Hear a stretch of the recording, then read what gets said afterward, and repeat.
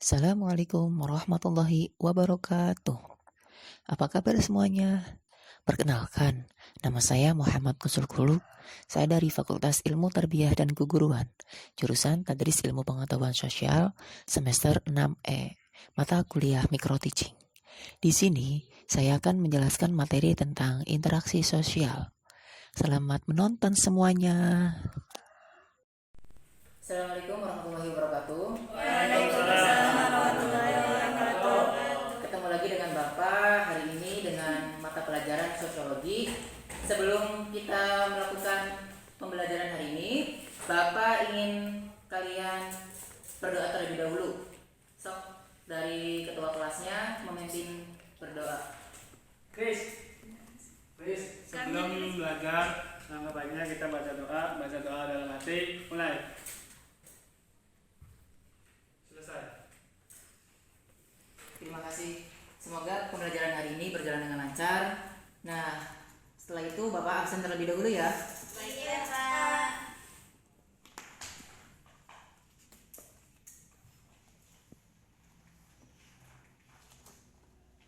Nida An-Sofia, Hadiroh.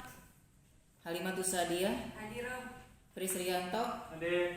dan Ifaki Andika, Hadir Pak. Riza Fahmi, Hadir. Aa Sulastri, Hadiroh, Pak. Elsa Nurjana. Hadiroh. Alhamdulillah sudah lengkap ya. Nah, sebelum melakukan atau Bapak lanjut ke pertemuan hari ini, Bapak ingin menanyakan tentang materi sebelumnya. Tentang, ada yang masih ingat nggak tentang apa? Lupa ya? Lupa. Materi sebelumnya yaitu tentang interaksi sosial antar ruang. Nah, tapi Bapak lanjut dengan pertemuan hari ini tentang interaksi sosial dan lembaga sosial. Tapi untuk pertemuan hari ini tentang interaksi saja, ya. Baik, Pak. Apa sih yang dimaksud dengan interaksi sosial? Di sini Bapak akan menjelaskan tentang ada pengertian interaksi sosial, syarat-syarat interaksi sosial, yang ketiga yaitu bentuk-bentuk interaksi sosial, yang terakhir yaitu ada bentuk-bentuk interaksi sosial asosiatif dan disosiatif. Nah, yang pertama yaitu pengertian interaksi sosial. Pengertian interaksi sosial merupakan hubungan. Bapak tulis di sini dulu ya. Baik, Pak.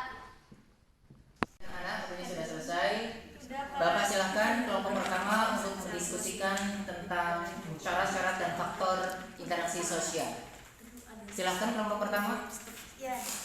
Ayo kelompok pertama, semangat. Semangat, ye. Semangat. Kami dari kelompok 1 akan mempresentasikan tentang syarat-syarat interaksi sosial serta faktor-faktor berlangsungnya interaksi sosial. Akan dibacakan oleh Saudari Elsa Nurjana.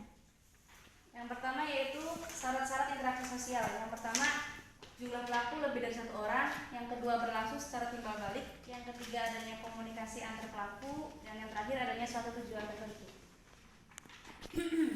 Faktor-faktor berlangsungnya interaksi sosial. Yang pertama, faktor imitasi. Imitasi merupakan proses seseorang mencontohkan orang lain atau kelompok. Contohnya, bayi yang meniru perkataan orang tuanya. Yang kedua, ada faktor sugesti.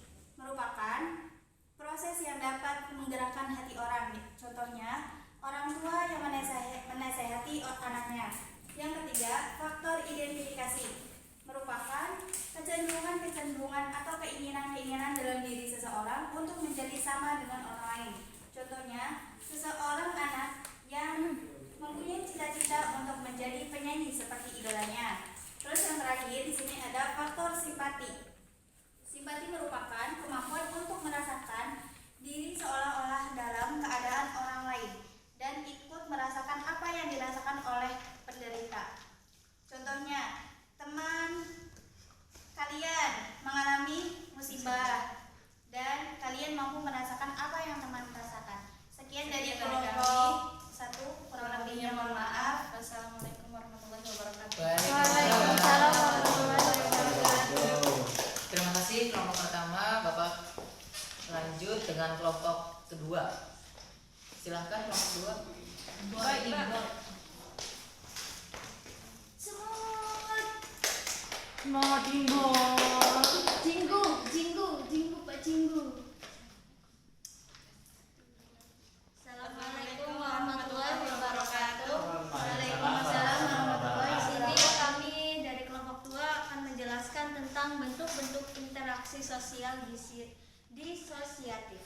Bentuk-bentuk interaksi sosial disosiatif tersendiri ada 3. Yang pertama ada pertentangan atau kompetisi. Yang kedua ada kontravensi. Yang ketiga ada pertentangan atau konflik.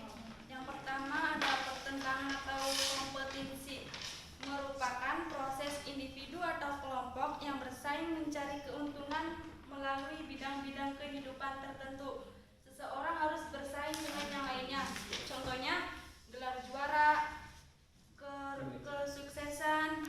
Yang ketiga ada sebuah piala dan lain-lain. Yang kedua akan dibacakan oleh saudara saya A. Sulastri. Ya, yang kedua itu ada kontravensi. Kontravensi itu merupakan sikap mental yang tersembunyi terhadap orang lain atau terhadap unsur-unsur kebudayaan suatu golongan tertentu. Kontravensi ini ditandai dengan adanya tanda-tanda ketidakpastian atau gejala-gejala kebencian dan keraguan terhadap kepribadian seseorang. Selanjutnya akan dibacakan oleh Harimatus. Yang terakhir, bentuk-bentuk interaksi sosial disosiatif ada pertentangan atau konflik. Suatu proses di mana individu atau kelompok berusaha untuk memenuhi tujuannya dengan jalan menentang pihak lawan yang disertai dengan ancaman dan kekerasan. Sekian dari kelompok 2 mengenai bentuk-bentuk interaksi sosial disosiatif. Kurang lebihnya mohon maaf. Assalamualaikum warahmatullahi wabarakatuh. Waalaikumsalam warahmatullahi wabarakatuh. Yang terakhir tentang bentuk-bentuk interaksi sosial menurut asosiatif dari kelompok 3, Bapak persilakan. Semangat kelompok 3, yeay! Boleh.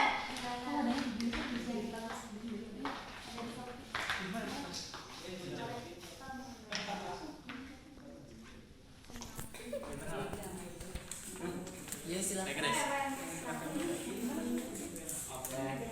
Terima kasih Bapak sudah mempersilahkan kelompok kami untuk presentasi. Oh, sebelumnya minta maaf Kak, pakai masker ya. Iya.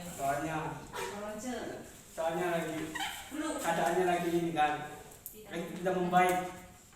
Di sini dari kelompok 3 bentuk-bentuk interaksi sosial asosiatif.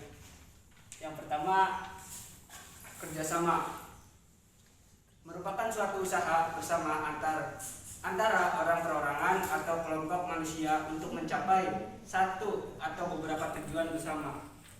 Biasanya disebut dengan istilah gotong royong. Gotong royong pada dasarnya mencerminkan suatu interaksi sosial di masyarakat Indonesia dalam wujud kerjasama. Jadi gotong royong itu antara kita dengan yang lain. Jadi kerjasama itu tidak hanya individu, tapi harus ada bantuan dari orang lain juga, seperti ini. Iya, seperti itu ya.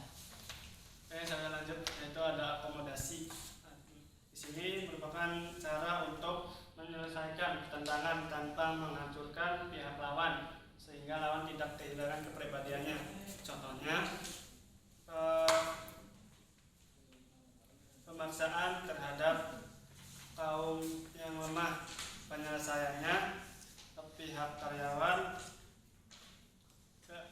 penyelesaiannya maaf ada salah kata, penyelesaian ini PHK karyawan dan masih banyak yang lainnya. Mungkin contohnya seperti itu saja. Kemudian yang ketiga yaitu asimilasi. Asimilasi merupakan cara-cara bersikap atau bertindak laku dalam menghadapi perbedaan untuk mencapai kesatuan dalam pikiran dan tindakan. Proses asimilasi dapat dilakukan dengan mudah, seperti sikap toleransi, sikap saling menghargai dan menghormati. Jadi inti dari sikap asimilasi ini adalah kita sesama manusia saling menghargai satu sama lain. Terima kasih kelompok 3. Sampai sana Pak, mungkin itu saja dari kelompok kami.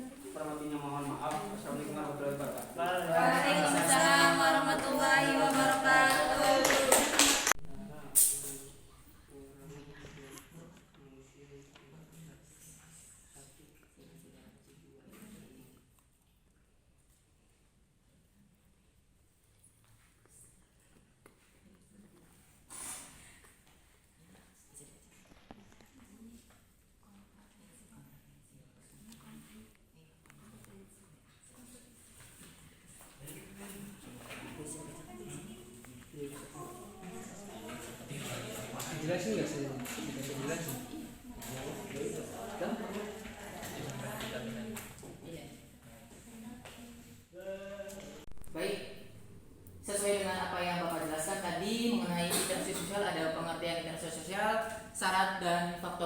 sosial. Yang ketiga yaitu bentuk interaksi sosial. Ada 2 poin. Yang pertama asosiatif dan disosiatif.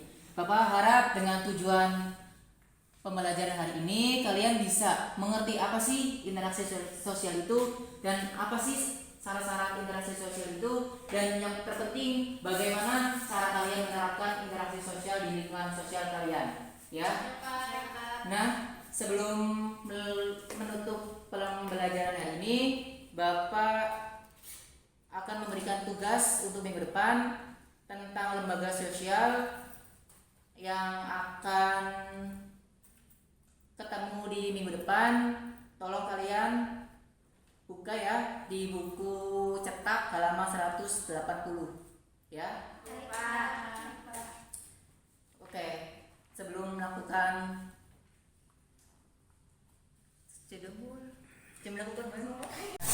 materi hari ini sudah selesai tentang interaksi sosial. Yang pertama ada pengertian interaksi sosial, yang kedua yaitu tentang syarat-syarat interaksi sosial dan faktor-faktor berlangsungnya interaksi sosial. Yang ketiga yaitu bentuk-bentuk interaksi sosial. Ada bentuk asosiatif dan bentuk disosiatif. Mengenai materi hari ini sudah jelas semua ya tentang interaksi sosial dan poin lainnya. Sudah ya teman-teman? Sudah. Nah, sebelum melakukan atau Bapak tutup pembelajaran hari ini, alangkah lebih baiknya